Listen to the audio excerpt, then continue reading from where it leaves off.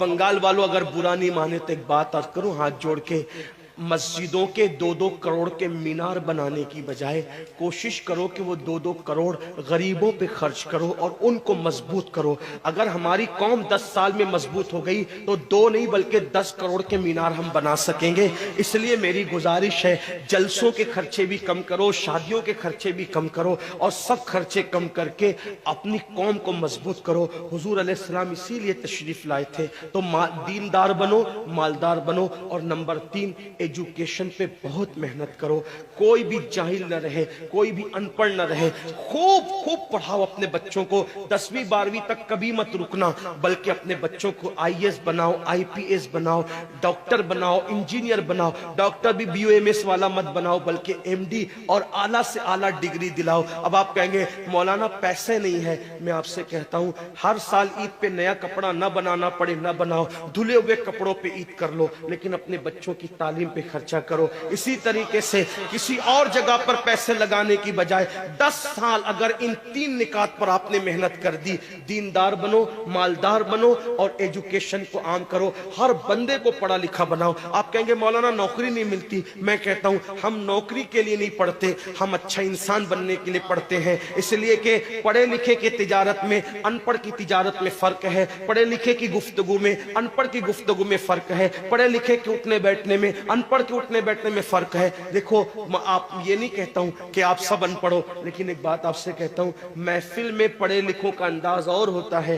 अनपढ़ लोगों का अंदाज और होता है। खाने में, पीने में, उठने में, बैठने में तालीम को आम करो, दुनिया भी पढ़ाओ, आखिरत भी पढ़ाओ। अपने बच्चों को इतना इल्म दो कि वो मुसलमान रहे, सच्चे मुसलमान रहे, और अपनी बच्चियों को भी इतना इल्म दो, सच्ची पक्की मुसलमान रहे। और स्कूल, कॉलेज, यूनिवर्सिटी में आला से आला तालीम दिलाओ। और याद रखना, गुर्बत का बहाना मत बनाओ।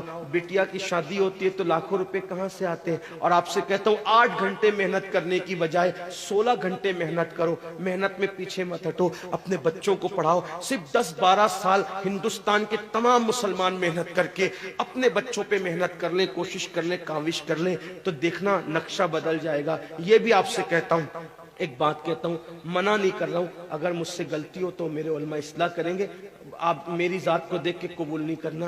बाप के चेहलुम पर 40 देग पकाने की बजाय 1 देग पकाओ। उन 40 देगों का खर्चा बचाकर किसी बच्चे की तालीम पर अपने बाप के इसाले सवाब के लिए खर्चा कर दो।